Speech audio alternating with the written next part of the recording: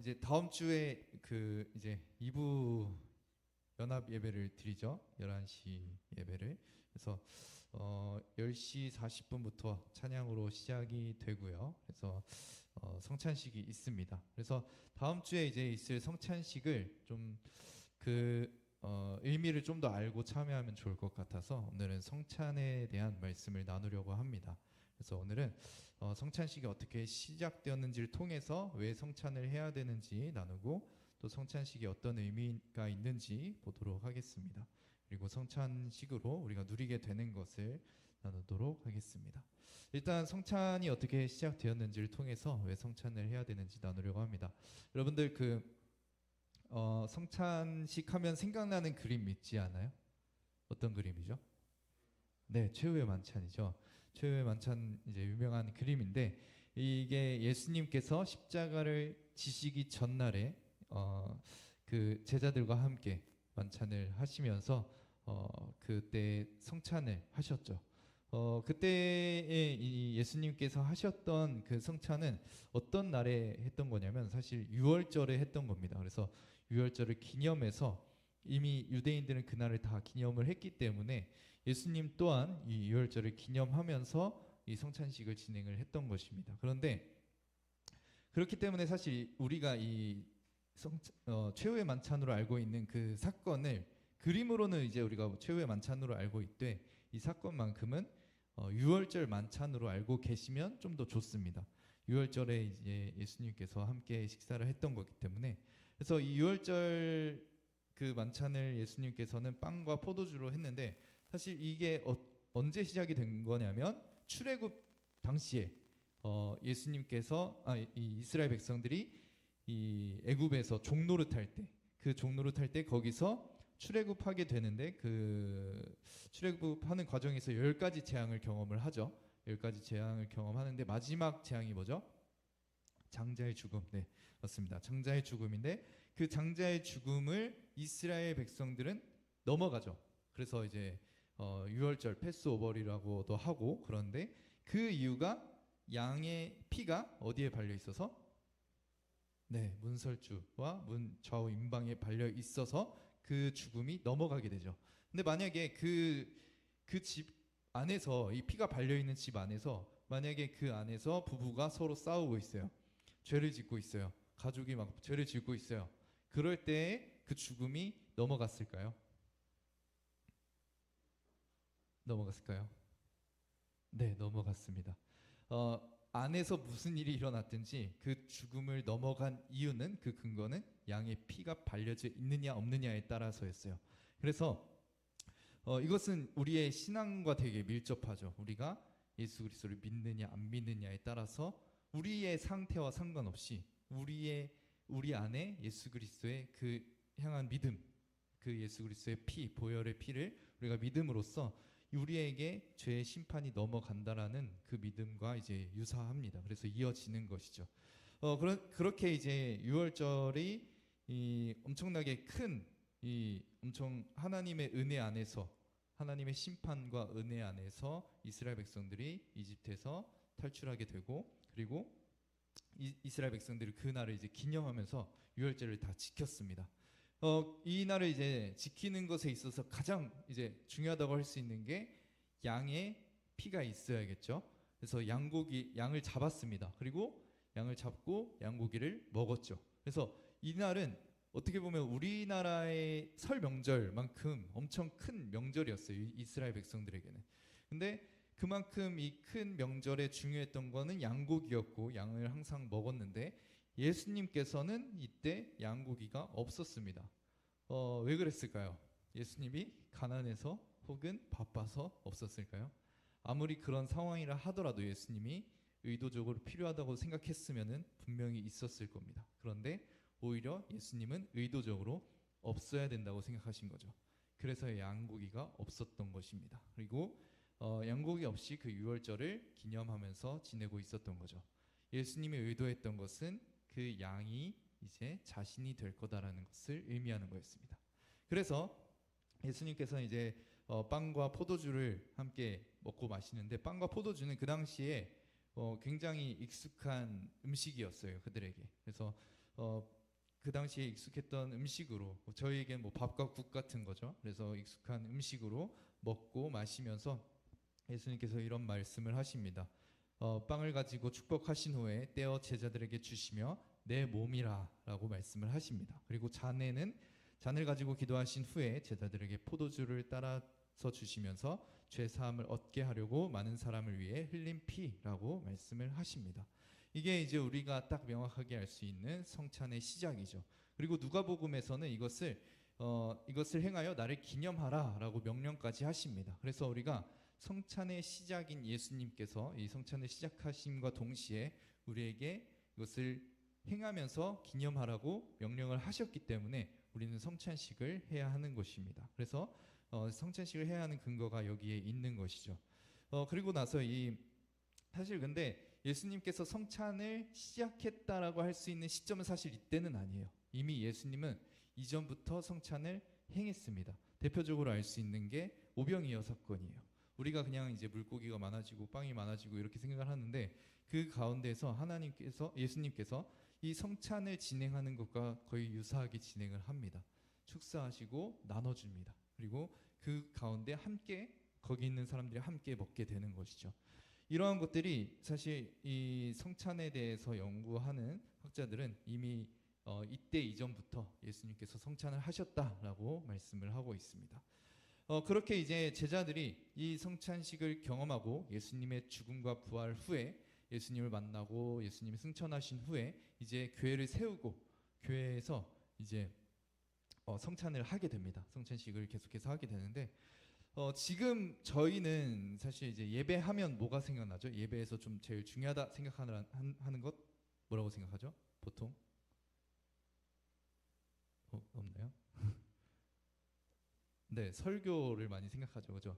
그래서 말씀, 설교 약간 이렇게 많이 생각을 하는데 이때 당시에 이 초대교회가 세워지고 교회가 세워지는 과정 속에서 사실 예배하면은 성찬을 많이 생각했습니다. 그리고 그렇게 말씀과 성찬이 중심이 되어서 예배가 이루어졌어요. 지금은 사실 이제 설교 중심, 말씀 중심이 많이 되어 있는데 처음 교회가 세워지고 예배가 세워질 때는 말씀과 함께 성찬, 오히려 성찬이 더 중요하다고 느껴질 만큼 성찬이 중심이 되어서 예배가 이루어졌습니다. 이렇게 이제 초대교회에서부터 지금까지 성찬이 이어져 왔는데 중세 시대 때 이 로마 카톨릭이 이 성찬에 대해서 약간의 이제 좀 오류가 발생을 해요. 이 로마 카톨릭 같은 경우는 사실 우리가 종교개혁하면서 우리 기독교가 이렇게 딱 분리되어 나오게 된 이유 중 하나가 너무나 신학이 변질이 많이 되었어요. 그래서 사실 성경의 권위보다 교황의 권위가 더 올라가 버리고 그러다 보니까 이 성경에서 말하는 것들을 이 그대로 하는 게 아니라 잘못되게 하는 거죠. 대표적으로 종교개혁이 일어날 수 있었던 이유가 면벌부가 있죠. 면죄부라고도 알고 있는 우리 면벌부가 있죠. 그래서 이게 이 예수 그리스도를 믿음으로써 우리가 죄 사함을 다 받는 건데 이 로마 카톨릭에서 계속해서 발전해 오는 가운데 계속해서 이 교황의 권위 이런 것들이 강해지면서 더 강하게 하기 위해서 이런 면벌부 같은 걸 만든 거죠. 그러면서 이걸 사야지 너희가 죄에 대한 벌을 면할 수 있다 이런 것들을 말한 거죠. 이게 다 이제 신학적으로 잘못된 건데도 불구하고 이런 게 오랫동안 정착이 되어 왔어요. 성찬도 마찬가지로 그렇게 잘못되어 온 것들이 있었죠. 그래서 이후에 종교개혁이 마틴 루터를 중심으로 종교개혁이 일어나게 되고 그 이후에 이제 성찬에 대한 논쟁이 이제 이어지게 되었어요. 로마 카톨릭은 이 성찬에 대해서 화채설이라고 믿었어요. 이거를 이 떡과 포도주가 예수님의 진짜 살과 피가 된다라고 믿었던 거예요. 그래서 어떻게 성찬을 하냐면 지금도 아마 제가 교수님한테 들었을 때는 지금도 그렇게 한다 들었어요. 이 사제들이 떡과 포도주를 나눠줄 때 입으로 직접 준대요. 성도들에게. 그러니까 왜냐면 예수님의 살과 피니까 너무나 소중한 거예요. 그러니까 흘리면 안 되는 거예요. 그러니까 떼서 되게 조심스럽게 입에 넣어준다고 합니다. 제가 아는 교수님은 그런 이 가톨릭 성찬에 참여를 하셨던 것 같은데 손으로 받아서 드셨대요. 그게 아니다라는 걸 아시니까. 그래서 어쨌든 그들은 그렇게 나눠주는데 포도주는 이 먹여주다 보니까 먹여주더라도 흘리는 거예요. 그러다 보니까 어떻게 되냐면 안 주기 시작했어요. 빵은 나눠주기 시작했는데 이 포도주는 나눠주지 않게 되는 거죠. 그래서 포도주는 사제들만 먹기 시작했어요. 그래서 이 성찬에서 우리가 사실 예수 그리스도의 이 빵과 포도주를 함께 마시면서 이 연합의 기쁨을 누려야 되는데 그걸 누리지 못하게 되는 거죠. 성도들은 사제들만 먹으니까. 그래서 되게 이 실천적으로 굉장히 문제가 생겨버립니다. 왜냐하면 그들 생각에는 이게 실제적인 예수님의 살과 피로 변한다라고 생각을 했기 때문에 이러한 문제로 이어졌던 거죠. 이거에 있어서 이제 종교개혁자들이 많은 고민들을 하고 논쟁을 하면서 성경 중심으로 막 다시 얘기를 하면서 이제 정리를 하게 됐어요. 정리를 하면서 이제 개혁주의의 중심으로는 이것을 우리가 단지 이게 진짜 살과 피로 변하는 게 아니라 그렇다고 우리가 단지 기념하는 것도 아니라 이 가운데 하나님의 역사가 이루어진다. 하나님의 임재가 이루어진다 해서 영적 임재설이라는 그 말로 이제 표현을 하는데 하나님의 임재가 이루어진다라는 거죠. 이거는 어떤 의미냐면 우리가 빵과 포도주를 먹음으로써 그것을 예수님을 기념하고 그 이상으로 하나님께서 함께 하시는 영적 임재를 경험하게 된다라는 거였어요. 그래서 이것에 대해 있어서 성경의 근거는 대표적으로 엠마오로 가는 두 제자의 이야기를 볼 수 있습니다. 예수님이 부활하신 후에 엠마오로 가는 두 제자를 만나요. 아마 그들은 부부였을 거예요. 그래서 집으로 돌아가는 길이었을 텐데 예수님께서 그들과 함께 갑니다. 근데 문제는 그 두 제자가 예수님을 전혀 못 알아봐요. 왜냐하면 부활하신 예수님의 모습은 성경에서 여러 표현을 봤을 때 이전의 모습과 달라졌거든요. 그렇기 때문에 못 알아보는 거예요. 그런데 가면서 이런 이제 예수님이 죽었던 것에 대한 슬픔과 괴로움이 있었는데 그 예수님은 그 사실을 마치 모른다는 듯이 얘기하니까 이 사건에 대해서 모르냐 막 하면서 막 얘기하다가 가면서 예수님께서 이제 구약의 말씀에 대해서 쭉 말씀을 하시는 거죠. 쭉 말씀하시는 가운데 이제 이들 마음에 이제 뜨거운 마음이 올라오는 거예요. 왜냐하면은 하나님의 말씀을 하나님이 풀어주고 있으니까 이 마음속에 뜨거워지지 않을 수가 없는 거죠. 그래서 마음속에 엄청나게 이제 뜨거움이 생겨났던 거예요. 근데 여전히 예수님을 못 알아봅니다. 그리고 나서 이제 도착해서 같이 식사를 하는데 식사하는 가운데 또 빵을 떼어서 축사하시고 빵을 떼시고 나눠서 먹습니다. 성찬이 이루어진 거죠. 성찬이 이루어지고 나서 그 두 제자가 갑자기 예수님인 걸 알게 됩니다. 이걸 통해서 성찬 가운데 하나님의 임재가 뭔가가 일어나는구나. 우리가 다 이해할 수는 없지만 우리의 논리로 봤을 땐 말씀 가운데 우리가 지식적으로 알아서 그걸 깨달아서 우리가 아는 건데 성찬은 그 이상의 뭔가가 일어나는구나. 말씀과 또 다른 역사가 일어나는구나를 알게 된 거예요. 그래서 이 종교개혁자들이 그걸 통해서 성찬은 단지 기념하는 정도가 아니다. 예수님을 기념하는 정도가 아니라 그 가운데 하나님의 역사가 분명히 일어난다라는 것을 예수님이 직접 보여주셨으니까 그걸로 정리를 하게 된 것이죠. 그래서 이 성찬을 통해서 우리가 이 영적 임재라는 것을 누릴 수 있게 되는데 결국 이러는 것입니다. 성찬을 통해서 누릴 수 있는 것은 일단은 우리가 기념하면서 누릴 수 있는 것이 있어요. 예를 들면 이런 거죠. 우리가 세종대왕상이나 이순신상을 보면서 우리가 세종대왕상을 보면서 우리를 위해서 한글, 우리나라, 민족, 백성들을 생각하면서 한글을 만들어준 우리 세종대왕 생각하면서 감사하죠. 그래서 우리가 한자를 쓰지 않아도 된다라는 것에 너무 감사한 것 같아요. 그런 감사한 마음을 가질 수 있죠. 그리고 이순신상을 보면 어때요? 왜군으로부터 우리나라를 지켜 보호해 주신 분, 그렇게 생각하면서 감사할 수 있죠.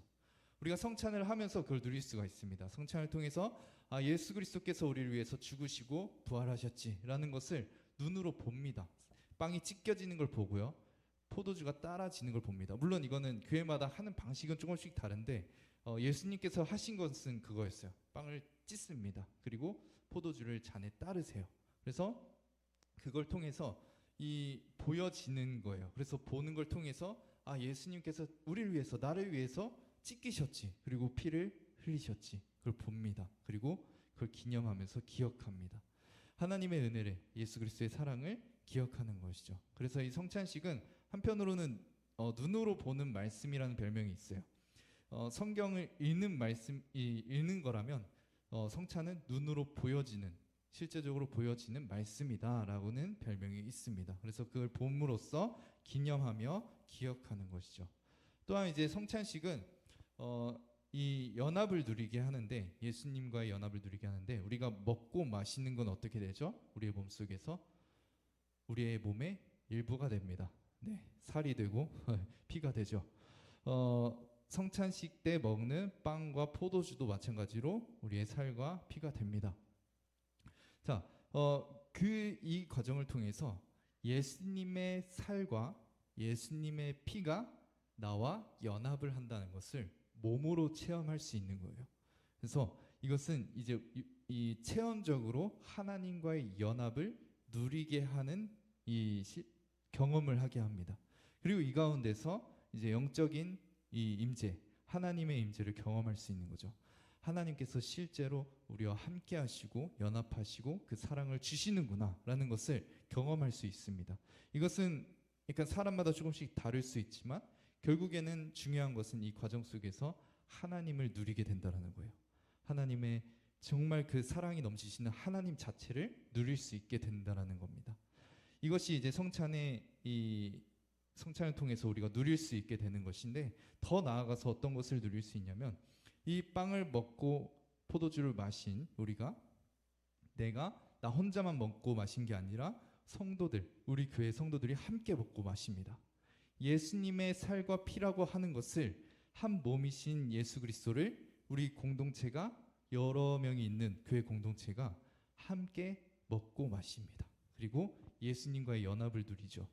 자, 예수님과 각각 연합을 누린 우리 공동체는 예수님 안에서 하나됨을 누릴 수 있게 되는 겁니다.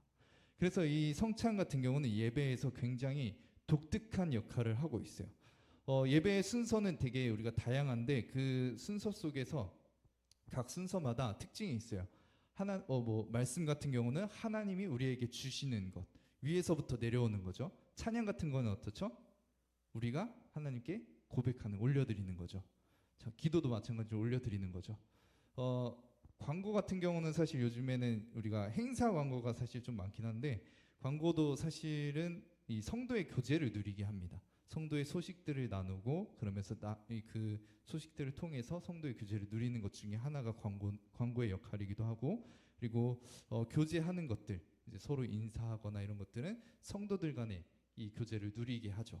그래서 각 예배의 순서마다 특징이 다 이렇게 있어요. 하나님과의 교제를 누리게 하는 것, 성도들 간의 교제를 누리게 하는 것, 위로 올라가기도 하고 내려오기도 하고 이런 것들이 있는데, 이 성찬만큼은 특별하게도 이 모든 게 동시에 이루어집니다. 그래서 하나님과의 교제가 이루어지고, 그리고 성도의 연합, 성도의 교제가 이루어지는 유일한 예배의 구성 요소예요.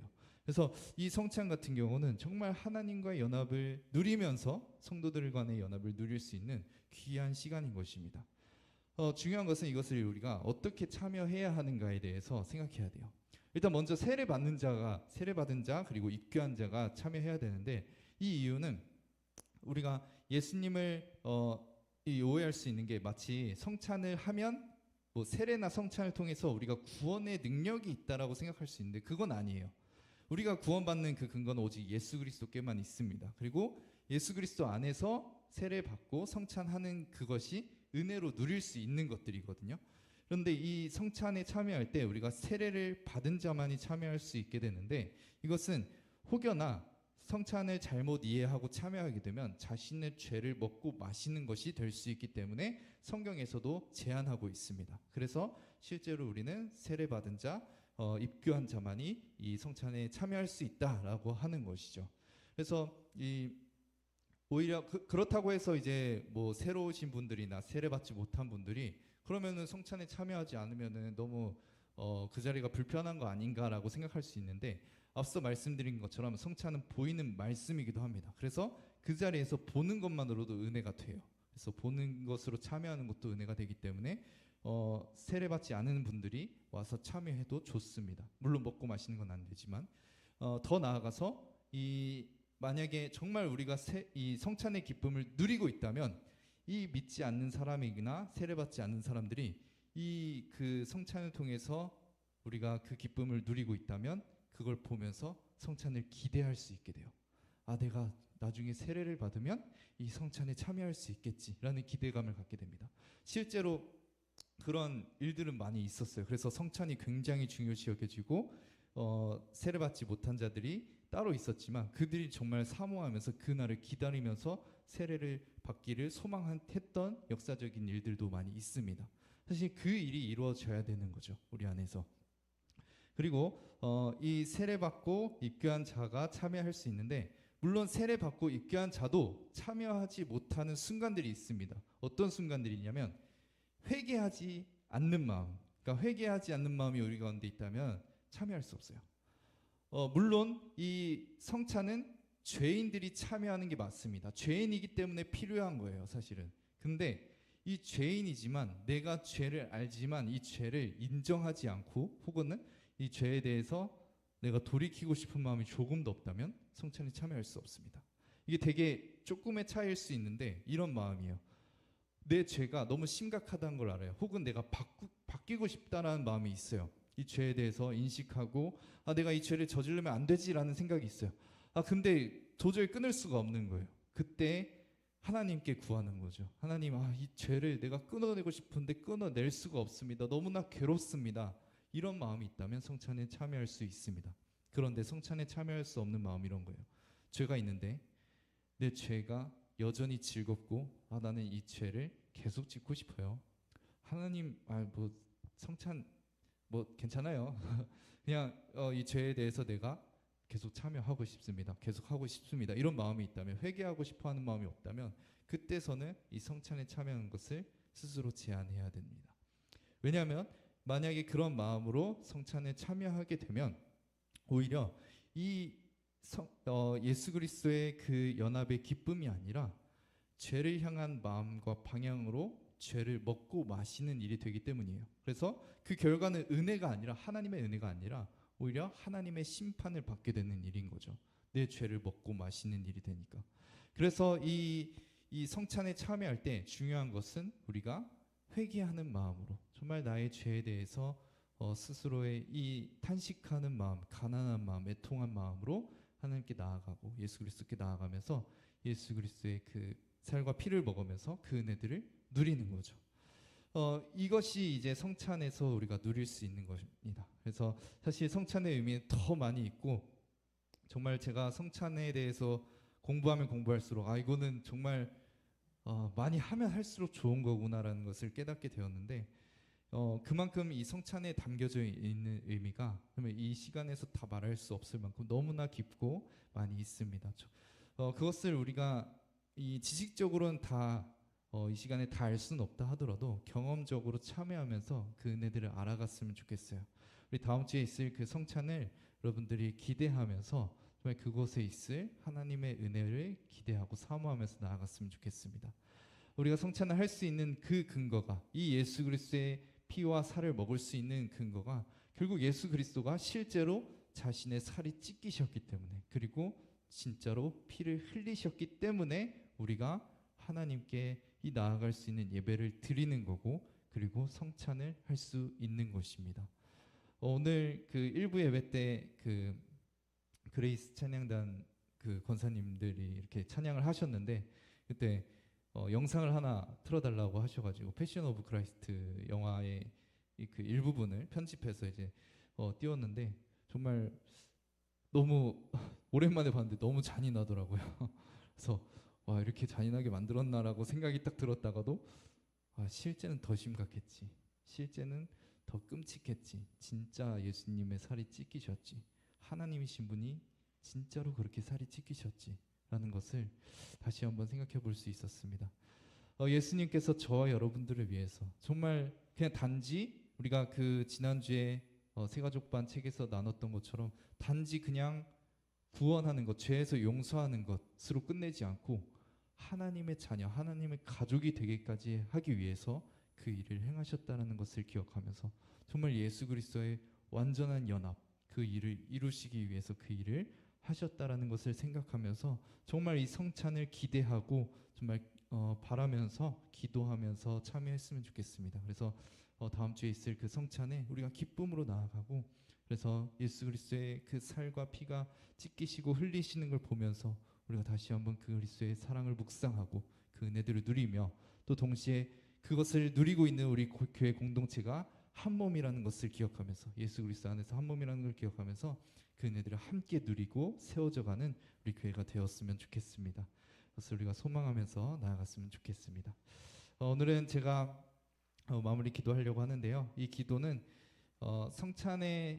성찬식이 있기 전에 하는 기도인데 이 기도의 별명은 위대한 감사 기도라는 별명이 있습니다. 하나님의 그 창조와 구속의 이야기를 담고 있고 그리고 하나님의 섭리를 담고 있는 기도인데 제가 이 기도로 오늘 말씀을 마치도록 하겠습니다. 살아계신 하나님 아버지, 이 세상에 보이는 것과 보이지 않는 모든 것을 창조하시고 섭리하시며 주인 되심을 기억하고 감사합니다. 참 진리이신 예수 그리스도를 기억하고 우리를 향한 고난과 죽음 그리고 이제 부활의 소망까지 허락하신 구속의 은혜를 기억하며 감사드립니다. 성령 하나님께서 우리의 연약함을 긍휼히 여기시고 우리로 하여금 그리스도의 임재를 다시금 선명히 확인하게 하시며 다음 주에 있을 성찬을 통해 아버지의 영광과 임재에 참여하게 인도해 주옵소서. 성찬을 통해서 삼위 하나님의 위대한 사랑과 은혜 그리고 교통의 역사를 경험하게 하시고 우리 안에 참된 평안을 경험하게 하옵소서. 부활하신 예수 그리스도의 이름으로 기도합니다. 아멘.